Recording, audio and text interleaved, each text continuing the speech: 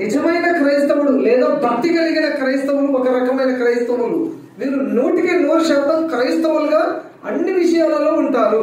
నిజమైన క్రైస్తవుడు అన్ని పరిస్థితులలో 100% వరకు క్రైస్తవులుగానే బ్రతుకుతారు. ఎక్కడ కూడా సాధారణ చోటు ఇవ్వరు. ఇస్సాకు ఆ సంవత్సరము పంట వేసాడు, 100 ఫలించాడట. 100 ఫలించే క్రైస్తవులుగా ఉంటారు నిజమైన క్రైస్తవులు. తర్వాత దావీదు చేయనదంతా సఫలమయ్యను అని మొదటి కీర్తనలో రాయబడింది. అతడు చేయనదంతా సఫలమవుతుంది, 100% సఫలమవుతుంది. నువ్వు ఏ పని మొదలు పెట్టిన దాంట్లో నీకు సఫలత ఉంటుంది. 100% దేవుడు నీకు రిజల్ట్ ను ఇస్తాడు అని చూస్తాం మనం. మత్తయి సువార్త 13వ అధ్యాయంలో అక్కడ 4 నేలలు ఉన్నాయి. 4వ నేల మంచి నేల. మంచి నేలలో పడిన విత్తనం అది 100 ఫలించింది. ఒక నిజమైన క్రైస్తవుడు 100 ఫలించేవాడుగా ఉంటాడు. నిజమైన క్రైస్తవుడు లేదా ఒక నిజమైన క్రైస్తవుడు 100 ఫలిస్తాడు, మంచి నేలను ఉంటాడు. అతడు 100% తన రిజల్ట్ ఇస్తాడు. దేవుని 100% దేవుని ఆరాధించగలుగుతాడు. 3 రకాల క్రైస్తవులలో ఒక రకమైన క్రైస్తవులు ఎలాంటి వారంటే నిజమైన క్రైస్తవులు, భక్తి కలిగిన క్రైస్తవులు. నిజమైన క్రైస్తవులు లేదా భక్తి కలిగిన క్రైస్తవులు. 2వ రకమైన క్రైస్తవులు ఎలా ఉంటారంటే వీరు నామకార్థ క్రైస్తవులు. నామకార్థ క్రైస్తవులు, నామకార్థ క్రైస్తవులు, పేరుకు క్రైస్తవులు. 50-50. ఎట్లా ఉంటారండి? 50-50 ఉంటారు. వాక్యాలు చదివిస్తలేను, చదివించిన వాక్యం చదువు నా వైపు చూస్తూ వినండి. ఎందుకంటే ఈరోజు పోయిన వారం నాడు చెడ్డలు వస్తాను, ఈ వారం ఇంకా చెడ్డలు వస్తామని ఈ కాంగు కొట్టి అలసిపోతున్నాను. ఈరోజు రాత్రి 9-10 గంటల దాకా ప్రయాణాలే ఉన్నాయి. ఆదివారం వస్తే నాకు రిలాక్స్ లేకుండా పనే ఉంటుంది. మీరు ఒక 2 గంటలు 3 గంటలు లేదా అట్లీస్ట్ 2 గంటలు మీరు చర్చలో కూర్చోండి. జాగ్రత్త వినండి, వాక్యాన్ని ఇటు సైడ్ చూస్తూ వినండి, ఏం చెప్తున్నాడో గమనిస్తూ గ్రహిస్తూ వినండి. ఆ వాక్యాన్ని పాటించడానికి ప్రయత్నము చేయండి. 2వ రకమైన క్రైస్తవులు నామకార్థ క్రైస్తవులు. చెప్పండి, నామకార్థ క్రైస్తవులు. ఈ నామకార్థ క్రైస్తవులు ఎలా ఉంటారు అంటే 50-50 బిస్కెట్ ప్యాకెట్ ఉంటుంది కదా, 50-50 చస్కా మస్కా సాల్ట్ రైస్ స్వీట్. 50-50 అంటేనే అది 50-50 అంటేనే అది సగం ఉంటుంది, ఇది సగం ఉంటుంది. ఇక్కడ 50-50 క్రైస్తవుడు, నామకార్థ క్రైస్తవుడు 50-50 ఎలా ఉంటాడు? దేవుడు సగం కావాలి, లోకం కూడా సగము కావాలి. దేవుడు సగం కావాలి, లోకం కూడా కావాలి. ఇలాంటి వారు పైకి భక్తి గల వారి వలె ఉండి దాని శక్తిని ఆశ్రయించరట. తిమోతి పత్రిక 3వ అధ్యాయం 5వ వచనము. పైకి భక్తి గల వారి వలె జీవిస్తూ, పైకి భక్తిని కనపరుస్తూ భక్తిలో ఉన్న శక్తిని ఆశ్రయించిన వారు నామకార్థ క్రైస్తవులు. అవసరం వచ్చినప్పుడు దేవుడు, అవసరం లేనప్పుడు దేవుడెవడో దైవమేవుడు అంటారు. అనారోగ్యంతో ఉన్నప్పుడు, కష్టంలో ఉన్నప్పుడు, అనారోగ్యంతోనూ సమస్యలో ఉన్నప్పుడు దేవుడు, అన్ని బాగున్నప్పుడు దేవుడెవరో. ఇది నామకార్థ క్రైస్తవుల జీవితం. 50-50 క్రిస్టియానిటీ. ఇది ఎట్లాంటి క్రిస్టియానిటీ? 50-50 క్రిస్టియానిటీ. నామకార్థ క్రైస్తవులు వారి అవుట్ఫిట్ బాహ్యపరంగా చూస్తే బాగా కనపడతారు. తెల్లటి వస్త్రములు, చక్కటి బైబుల్. ఎవరు కనిపించినా చర్చికి వచ్చేదాకా వందనాలు, చర్చి నుంచి ఇంటికి వెళ్ళేదాకా వందనాలు. ఒక్కసారి బైబుల్ తీసి సెల్ఫ్లో పడేసి వైట్ డ్రెస్ తీసేసి ఇంకో కలర్ డ్రెస్ వేసినామంటే ఇక చూడిక అసలు రూపం. ఇది ఏ క్రిస్టియానిటీ? ఇది నామకార్థ క్రైస్తవం. ఇక్కడ ఉండొచ్చు, ఇంకా సమాజంలో, లోకంలో, క్రైస్తవ లోకంలో ఉండొచ్చు. నామకార్థ క్రైస్తవులు దేవుడు ఇష్టపడట్లేదు. నేను మొన్న శుక్రవారం చెప్పాను, ప్రతి ఆదివారం చెప్తున్నాను. మొన్న శుక్రవారం చెప్పాను. శుక్రవారం వచ్చిన వారికే తెలుస్తుంది. కాబట్టి మీరు అందరు వచ్చి ఆత్మీయ సందేశాలు వినొచ్చు. మొన్న శుక్రవారం చెప్పాడు, సాతానుడు మోయలేని బరువు నీ మీద వేస్తాడు, నువ్వు లేవలేని విధానంలో నీ మీద బరువు మోపుతాడు. పరిసయ్యులు తాము చెయ్యరట, తమ భక్తుల మీద మోయలేని బరువులు మోపుతారట. కానీ యేసయ్య అంటున్నాడు, మీ భారం నా దగ్గరకు వచ్చి నా మీద మోపండి అని అంటున్నాడు. యేసయ్య దగ్గరకు వస్తే మన బరువు దిగిపోతుంది. యేసయ్య దగ్గరకు వస్తే మన భారము దిగిపోతుంది. ఆయన కాడి మన మీద ఎత్తుకోమంటాడు. ఆయన కాడి సులువైనది, ఆయన ఆజ్ఞలు భారమైనవి కాదు అనే మాటను మనము విన్నాము. నామకార్థ క్రైస్తవులుగా మనం ఈ లోకంలో, సమాజంలో, సంఘంలో ఉండకూడదు. మనం నిజమైన క్రైస్తవులుగా, భక్తి కలిగిన క్రైస్తవులుగా ఉందాము. దేవునికి స్తోత్రం. హల్లెలూయా. మూడవ రకమైన క్రైస్తవుడు. ఒకటి నిజమైన క్రైస్తవుడు, రెండవది మీరు రాలేనా? మీరే కాదు కదా, చెప్పాలి కదా. మరి మనం కాము, మన నామకార్థ క్రైస్తవులు కామన్నాడు. మనం ఏం చెప్పాలి? రెండవ రకమైన క్రైస్తవులు నామకార్థ క్రైస్తవులు. మూడవ రకమైన క్రైస్తవులు తెలుసుకోవాలా లేదా? దైవ భయం లేని క్రైస్తవులు. ఇలా ఏ క్రైస్తవులు? దైవ భయం లేని. వీళ్ళు ఎలా ఉంటారు? అసలు దైవ భయం లేని క్రైస్తవులు ఎలా ఉంటారు? మనం ఫస్ట్ చదివింది అదే వాక్యం. రోమ 1:28 ఉన్నారు చూడండి. రోమ 8:28 ఎన్ని క్వాలిటీస్ ఉన్నాయో ఆ క్వాలిటీస్ అన్ని దైవ భయం లేని వ్యక్తిలో ఉంటాయి. రోమ 1:28 చదివాము. దైవ భయం లేని క్రైస్తవుడిలో ఆ క్వాలిటీస్ అన్ని ఉంటాయి. భ్రష్ట మనసు దేవుని దగ్గర నుండి వచ్చిందంటండి. దైవ భయం లేకపోతే భ్రష్ట మనసు దేవుని దగ్గర నుండి వచ్చింది. దేవుని యొద్ద నుండి దురాత్మ సౌలు మీదకి వచ్చింది. దేవుని యొద్ద నుండి అభిషేకం దావీదు మీదకి వచ్చింది. అభిషేకం పొందిన దావీదు సితార వాయించి పాడి స్తుతించి ఆరాధించినప్పుడు సౌలు మీదకి ఆ దురాత్మ పారిపోయింది. హల్లెలూయా. దురాత్మ పారిపోయింది. ఆ దురాత్మకు ఒకసారి స్తుతించి ఆరాధన చేసి పాటలు పాడి ఆరాధించినప్పుడు ఆ దురాత్మ పారిపోయింది. దేవుని దగ్గర నుండి భ్రష్ట మనసు లేదా దురాత్మ సౌలు మీదకి వచ్చినప్పుడు దావీదు అభిషేకం కలిగిన వాడు సితార వాయించి పాటలు పాడి స్తుతించి ఆరాధించినప్పుడు సౌలు మీద నుండి ఆ దురాత్మ వెళ్ళిపోయింది. క్రైస్తవులకు విశ్వాసులకు దయ్యాలు పడతాయా? ఇది చూడండి. క్రైస్తవులకు విశ్వాసులకు దయ్యాలు పడతాయా? దయ్యాలు పడతాయా? పడతాయా? పడతాయా? దయ్యాలు పడతాయా? దయ్యాలు పడతాయా? మహేష్ దయ్యాలు పడతాయా? క్రైస్తవులకు పడతారు. మీరు చెప్పండి. అది చాలా సూపర్ చెప్పండి. మీరు చెప్పండి. దయ్యాలు పడతాయా అమ్మా? మీరు చెప్పండి. ముందున్నామా? దయ్యాలు పడతాయా? దయ్యాలు పడతాయా? దయ్యాలు పడతాయా? క్రైస్తవులకు దయ్యాలు పడతాయా? మరి వారం 10 రోజుల నుండి క్రైస్తవురాలు కూడా దయ్యం బట్టి ప్రార్థన చేస్తుంది. ఈ రోజు రానే లేదు. అయ్యో, ఉదయం 6 గంటలకు ప్రార్థన చేయాలి. ఫోన్ వస్తూనే ఉంటున్నా. 7 గంటలకు, 8 గంటలకు, 10 గంటలకు, 11 గంటలకు, మధ్యాహ్నం, సాయంత్రం, రాత్రి 12 గంటలకు పడుకోనగా అన్నయ్య మళ్ళా దురాత్మ వచ్చింది ప్రార్థన చేయండి. మీలోనే ఎవరు అన్నారు ఇది నిజంగా దయ్యమా? ఇది యాక్షన్. దావీదు సితార వాయించి ప్రార్థన చేస్తూ దురాత్మ వెళ్ళిపోయింది. క్రైస్తవులకు దయ్యం పడతదా? పట్టదా? మరి పట్టిన ఇప్పుడు పడుతుంది కదా, కొంతమందికి పడుతుంది కదా. ఓకే, అంటే రీజన్ ఉంటుంది. దయ్యం పట్టడానికి కూడా కారణాలు ఉంటాయి. ఇప్పుడు మీకు పట్టలేదు కాబట్టి పట్టదు అంటున్నారు. ఇప్పుడు పట్టిన వాళ్ళని కూడా నేను చూస్తున్నాను కాబట్టి మరి కొంతమంది పడుతుంది కదా అని నేనంటే దాన్ని కూడా మీరే సమాధానము చెప్పాలి. పడుతుందా? క్రైస్తవులకు దయ్యం పడుతుందా? మళ్ళీ పట్టదని అంటారు. మరి పడుతున్న సంగతి ఏంటి? క్రైస్తవులకు దయ్యం పడుతుంది అంటే ఏసి పడుతుంది. మీకు పట్టలేదు, చాలా సంతోషం. ఎందుకంటే మీరు ఆ దయ్యాన్ని జయించేశారు. ఆ దయ్యం పప్పులు మీ దగ్గర ఉడకవని అర్థమైంది. అంతేనా? హల్లెలూయా. మీకు పట్టలేదు కాబట్టి పట్టది అని అంటున్నారు. ఎందుకు పట్టదంటే దయ్యము మీ దగ్గర పనిచేయదు, దాని పప్పులు మీ దగ్గర ఉడకవు. ఎందుకంటే వచ్చిందంటే ఒకటి ఇస్తారు, వచ్చిందంటే కాళ్ళ కింద తొక్కేస్తారు. ఈ విషయం నాకు అర్థమైపోయింది. మీరు పట్టదన్నారు కాబట్టి చెప్తున్నా. మీకు కాన్ఫిడెంట్ ఉంది. ఇప్పుడు ఎన్నిసార్లు అడిగాను? ఒక 4-5 సార్లు అడిగాను. పడుతున్న వాళ్ళకు ఎందుకు పడుతుంది? దయ్యం ఎందుకు పడుతుంది అంటే వారిలో దేవుని వాక్యము లేనందువల్ల. సాతానుడు యేసయ్య దగ్గరకు వచ్చినప్పుడు వాక్యముతో సాతానును ఎదిరించాడు. దేంతో? నీలో వాక్యం లేకపోతే దయ్యం నేను తప్పకుండా శోధిస్తుంది. తర్వాత దయ్యం ఎప్పుడు పడుతుంది అంటే ప్రార్థన లేనప్పుడు, ప్రార్థన జీవితం లేనప్పుడు, ప్రార్థన చేసుకోలేనప్పుడు దయ్యం పడుతుంది. ఎవరికి? క్రైస్తవులకే. ప్రార్థన లేనప్పుడు, ప్రార్థన జీవితం లేనప్పుడు, ఆ ఇంటిలో ప్రార్థన లేకపోతే, ఆ వ్యక్తిలో ప్రార్థన లేకపోతే, వారిలో ప్రార్థనాత్మ లేకపోతే దయ్యం పీడిస్తుంది. నెక్స్ట్ విశ్వాసం లేకపోతే దయ్యం పడుతుంది.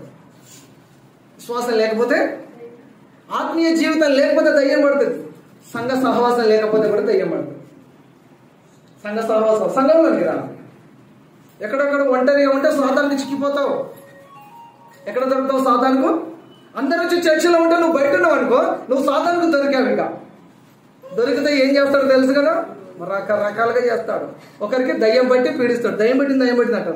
ఇంకొకరికి కొట్టుడు ఆత్మ వెళ్తాడు. ఇంకొకరు మీకు ఏమవుతాడు? కొట్టుడు ఆత్మలో పోతాడు, కొడతాడు. వాడు భార్యను కొడతాడు, పిల్లల్ని కొడతాడు, అందరిని కొడతాడు. ఇంకొక లేడీ చర్చికి రాకుండా ఇంట్లోనే కూర్చుంది అనుకో, ఆమెకు తిరుగుబాటు ఆత్మ పడుతుంది, బూతుల ఆత్మ పడుతుంది. భర్తను తిడుతుంది, భర్తను తిరుగుబాటు చేస్తుంది, పిల్లలను తిడుతుంది, అత్తను తిడుతుంది, మామని తిడుతుంది, వచ్చేటోడు పోయేటోడు తిడుతుంది. ఈ దయ్యం పడుతుంది. ఇప్పుడు సంఘ సహవాసంలోనికి రాని వ్యక్తి లోకంలో తిరిగితే దయ్యం పట్టినోడు వచ్చి నీకు చెప్తాడు, ఈరోజు ఆదివారం కదా, లెట్ సెలబ్రేట్ అంటాడు, తాళతందుకు తీసుకుపోతాడు. ఇది అదొక దయ్యం ఆత్మ. దయ్యము సాతానుడు రకరకాలుగా పట్టి పీడిస్తాడు. సంఘ సహవాసము లేకపోతే అన్ని పడతాయి. సంఘ సహవాసం లేకపోతే, ఇవి లేకపోతే అన్ని పడతాయి. పడతాయి. ఇప్పుడు చెప్పండి, పడతాయా? వాక్యాలు లేకపోతే, ప్రార్థన లేకపోతే, విశ్వాసం లేకపోతే, ఆత్మీయత లేకపోతే, సంఘ సహవాసం లేకపోతే అన్ని పడతాయి. దయ్యాలు పడతాయి, భూతాలు పడతాయి, అన్ని పడతాయి. ఖాళీగా ఉంటే, దేవుని వాక్యం నీ హృదయంలో లేకపోతే, ప్రార్థన నీ జీవితంలో నీ కుటుంబంలో లేకపోతే, నువ్వు సంఘ సహవాసంలో లేక నువ్వు ఖాళీగా ఒంటరిగా ఉంటే సాతానుడు పడతాడు. ఒక కొటేషన్ కూడా ఉందండి, empty mind is devil work shop. ఖాళీ హృదయము సాతాను కర్మాగారం. బైబిల్లో కూడా రాయబడి ఉన్నది, ఇల్లు చక్కగా ఊడ్చి నీట్గా అమర్చేదట, అందులో కేసైనా ఆహ్వానించడు. ఇల్లు ఊడ్చి ఉంది, అందులో కేసై రాలేదు. ఈ వెళ్ళగొట్టిన పడిన దయ్యం పోయి దానికంటే చెడ్డమైన మరి 7 దయ్యాలను తీసుకొచ్చి ఇంట్లో తీష్ట వేసుకుంటుంది. దయ్యం పడుతుంది, జాగ్రత్తగా ఉండాలి. సాతాను ఎవరు మృంగుదలని గర్జించు సింహంలాగా వెతుకుతూ తిరుగుతూ ఉన్నాడు. క్రైస్తవులు దయ్యం పడతా అంటే పట్టదన్నారు. ఇవి లేకపోతే తప్పక పడతాడు. ఇవి లేకపోతే తప్పకుండా సాతానుడు పీడిస్తాడు. కాబట్టి ఖాళీగా ఉంటే, ఇల్లు ఊడ్చి ఉన్నప్పుడు 7 దయ్యాలు వచ్చాయి, ఇంట్లో చేరి అస్తవ్యస్తం చేసేయట. సాతానికి అవకాశం ఇవ్వద్దు. నీ ఇంటిని, నీ హృదయాన్ని వాక్యంతో నింపుకో, ప్రార్థనతో నింపుకో, ఆత్మీయతతో నింపుకో. వీటితో నువ్వు నింపుకోకపోతే, నీ హృదయాన్ని నింపుకోకపోతే సాతాను వచ్చి నీ హృదయంలో సింహాసనం వేసుకొని కూర్చుంటాడు. అన్నిటికంటే ముఖ్యంగా నీ హృదయాన్ని భద్రపరుచుకో. నీ హృదయంలోనికి సాతాను ఆలోచనలు, సాతాను తలపులను రానివ్వకు. సాతాను ఆలోచనలు, సాతాను తలపులను నీ జీవితంలోనికి రానివ్వకు. దేవుని వాక్యం చెప్తుంది, నా కుమారుడా నీ హృదయం నాకిమ్ము, ఎందుకంటే నీ హృదయంలో నుండి జీవజల దారులు ఉపికి పారుతాయి. కాబట్టి నీ హృదయాన్ని దేంతో నింపుతున్నావు? అమ్మా, నీ హృదయాన్ని దేంతో నింపుతున్నావు? సహోదరుడా, నీ హృదయాన్ని దేంతో నింపుతున్నావు? సహోదరు, నీ హృదయాన్ని దేనితో నింపుకుంటున్నారు? వాక్యంతో నింపుకుంటున్నారా? ప్రార్థనతో నింపుకుంటున్నారా? విశ్వాసంతో నింపుకుంటున్నారా? దేంతో నింపబడుతున్నామ్మా? దేంతో నింపుకుంటే అదే బయటకు వస్తుంది. దేంతో నింపబడితే అది బయటకు వస్తుంది. నువ్వు విశ్వాసంతో నింపబడితే విశ్వాసంతో కూడిన మాటలు మాట్లాడతావు. నువ్వు ప్రార్థనతో నింపబడితే దేనినైనా చేయించగలుగుతావు. నువ్వు వాక్యంతో నింపబడితే ఇక నీకు తిరిగే లేదు. హల్లెలూయా. వీటితో నింపుకోకపోతేనే అసలు సమస్య. నేను వేసిన ప్రశ్న అది జరుగుతుంది. ఏం జరుగుతుంది? క్రైస్తవులకు దయ్యం పడుతుందా? దయ్యం పడుతుంది. దయ్యం పీడిస్తాడు, దయ్యం శోధిస్తాడు, కుటుంబాలను గెలిబిలు రేపుతాడు. వాడికి అవకాశము ఇవ్వకూడదు. ఆత్మీయ జీవితంలో ముందు కొనసాగుతున్నప్పుడు సాతానుడు రకరకాల సమస్యలను నీ జీవితంలో తెచ్చి పెడతా ఉంటుంటాడు. క్రైస్తవ జీవితంలో దైవ భయం లేని క్రైస్తవ జీవితంలో సాతానుడు పీడిస్తాడు. యోబు దగ్గరికి వెళ్ళాడు సాతానుడు. యోబు దగ్గరికి వెళ్ళి తనను ఎన్ని రకాలుగా పీడించాడో మనం చూస్తాం. యాకోబు పత్రిక 5వ అధ్యాయం 11వ వచనం ఒకసారి తెరుస్తారా? యాకోబు 5:11. సహించిన వారు ధన్యులను కొలుచున్నారు కదా, మీరు యోబు యొక్క సహనము వింటిరి.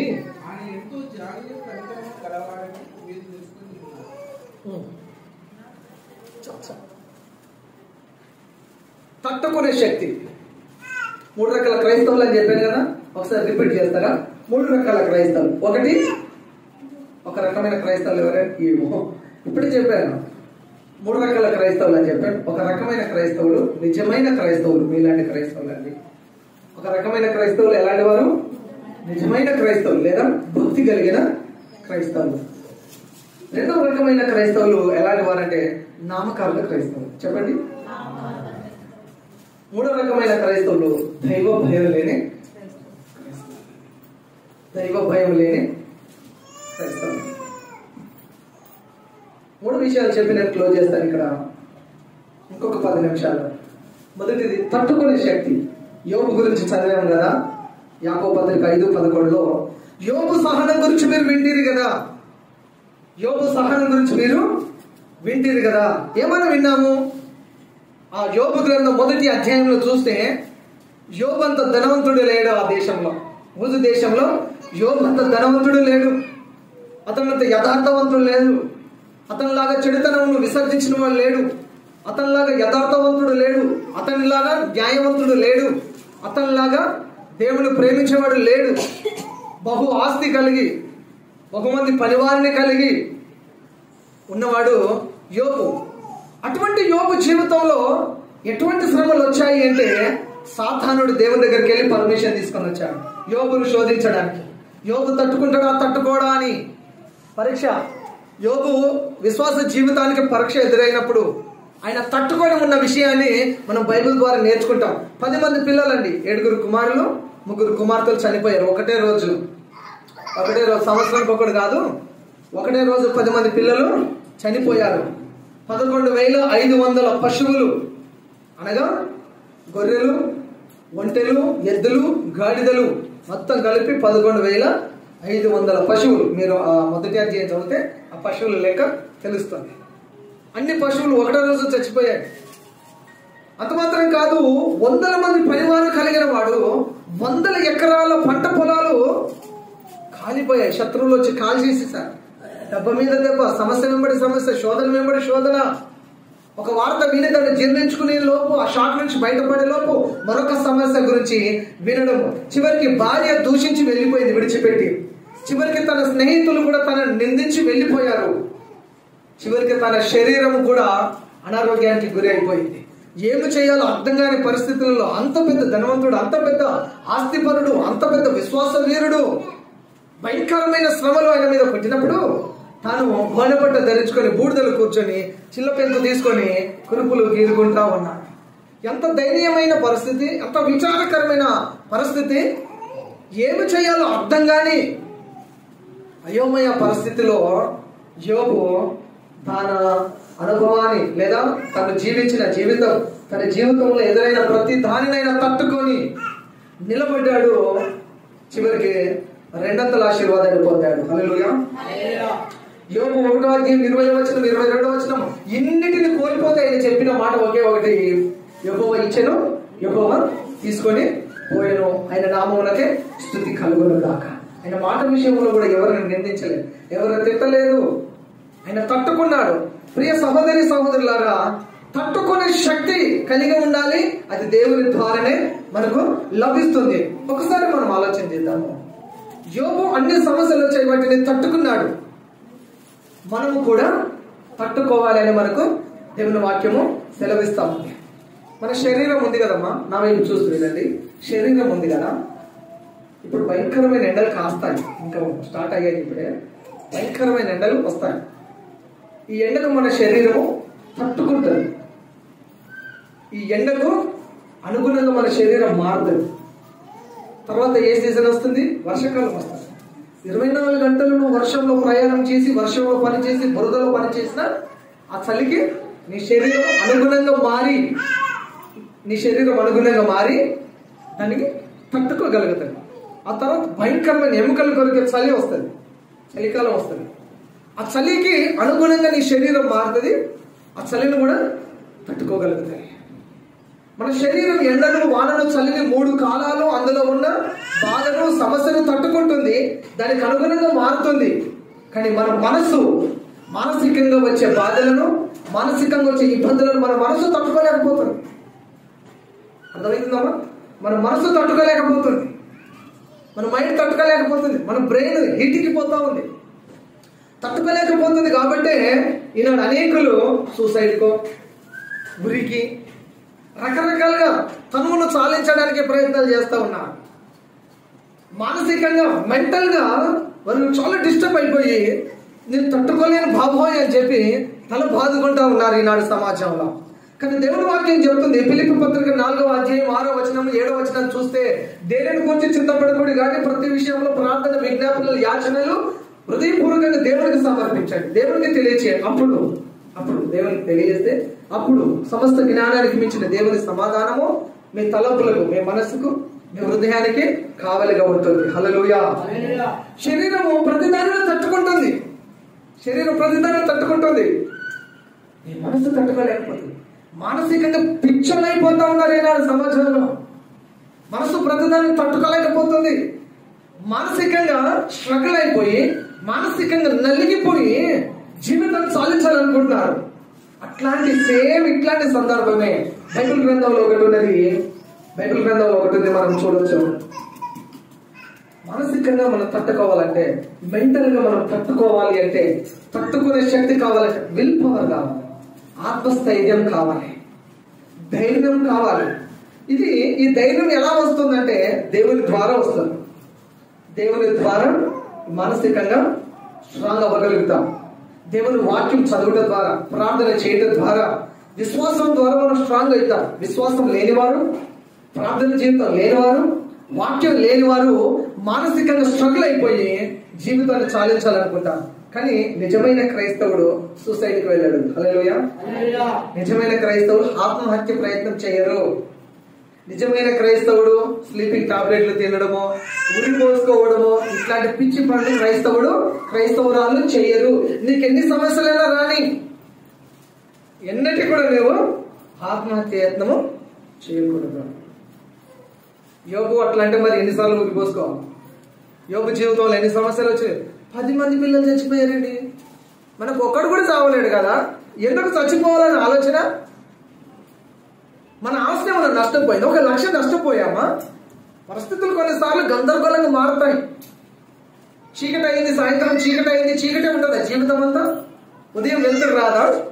నీ జీవితంలో సమస్య వచ్చిందంటే దేవుడు తప్పకుండా దానికి ఒక పరిష్కారాన్ని ఇస్తాడు. హల్లెలూయా. ఇది క్రైస్తవులు నమ్మి విశ్వాసంతో దేవా నా జీవితంలో, ఇప్పుడు మీరు పాడినట్టుగా దేవా నా జీవితంలో అద్భుతం చెయ్యి అని అడగాలట. మనం ఏమడగాలి? ఏమడుగుతారండి మీరు?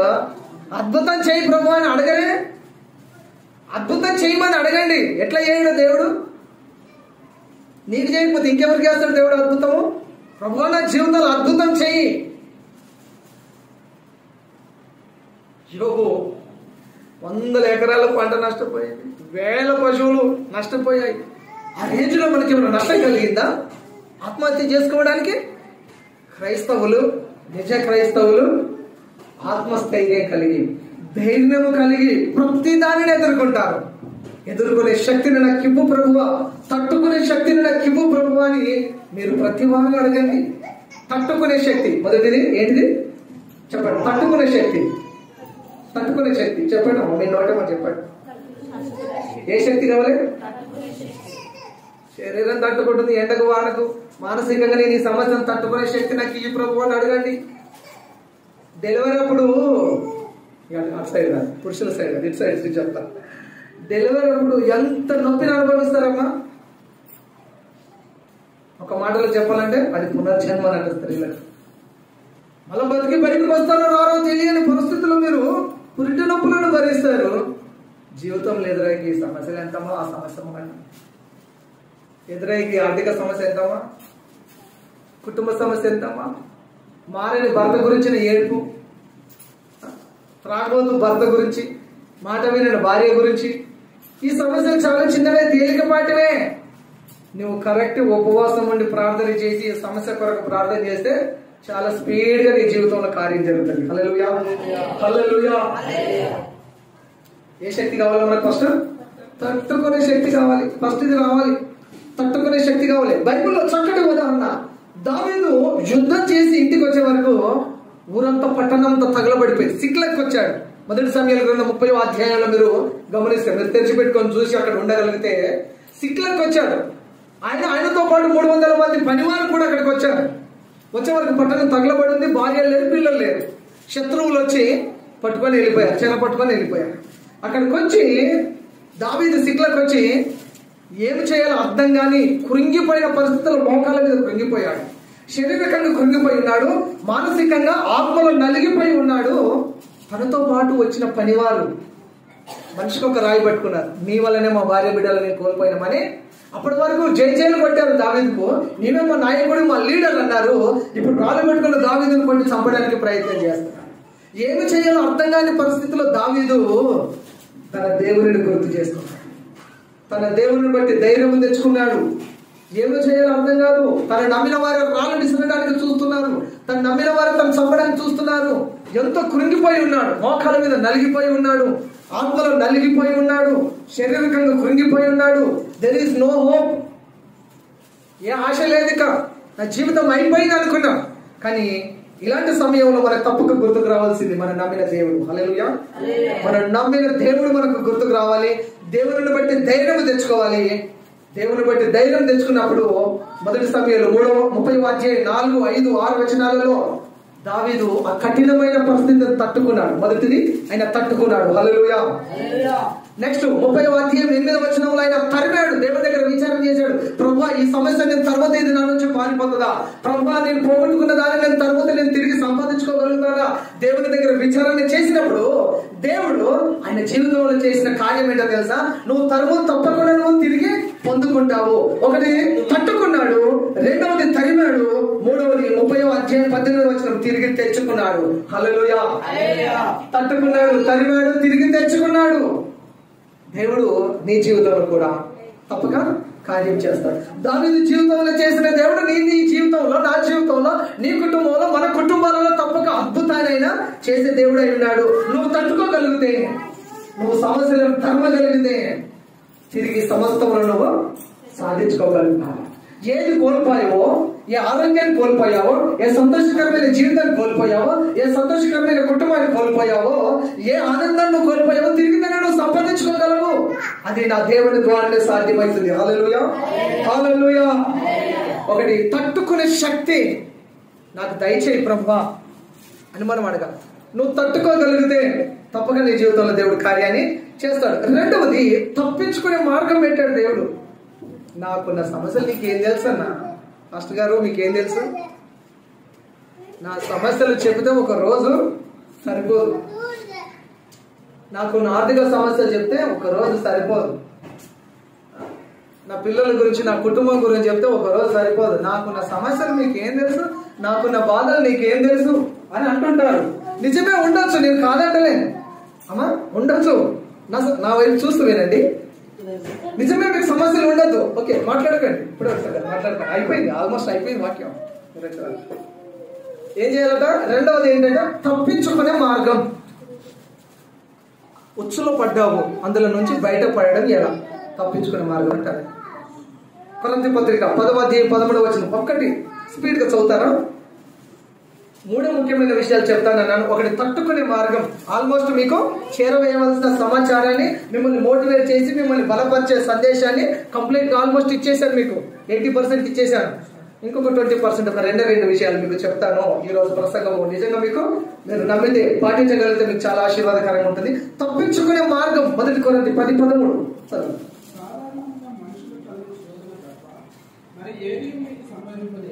దేవుడు నమ్మదగిన వాడు, మీరు సహించుకోగలిగిన వాడు, నంతటి కంటే ఎక్కువ ఆయన శోధించుకునేది. అంతేకాదు సహింపగలుగుటకు ఆయన శోధనతో కూడా తప్పించుకునే మార్గం కాదు. ఓకే, తప్పించుకునే మార్గం కూడా ఆయన కలగ చేయను. సాధారణంగా మనుషులకు అందరికి వచ్చే సమస్యలే, శ్రమలే, బాధలే మనకు వస్తాయి.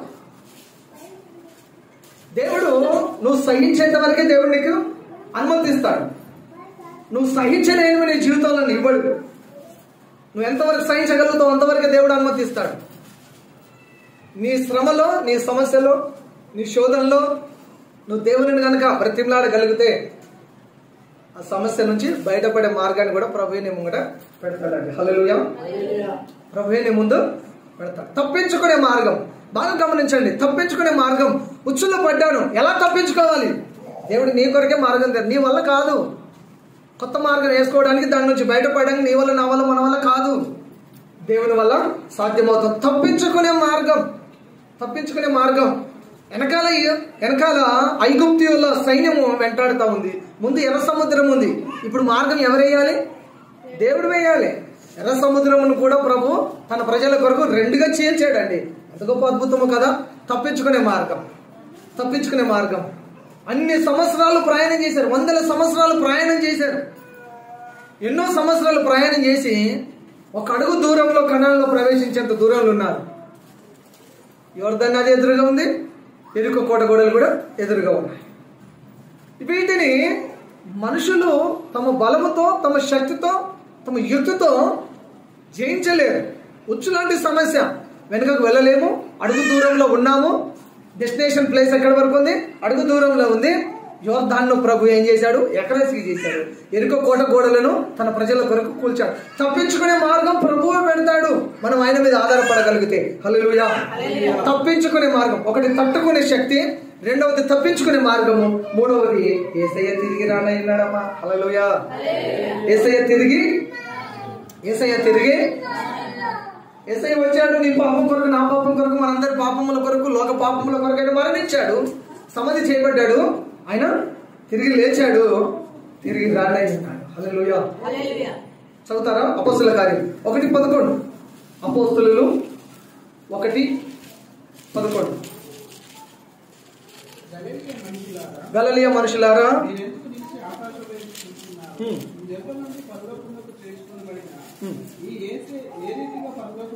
ఏ రీతిగా పరలోకమునకు వెళ్ళటం మీరు చూచుతురో ఆ రీతిగానే ఆయన తిరిగి వచ్చును. హల్లెలూయా.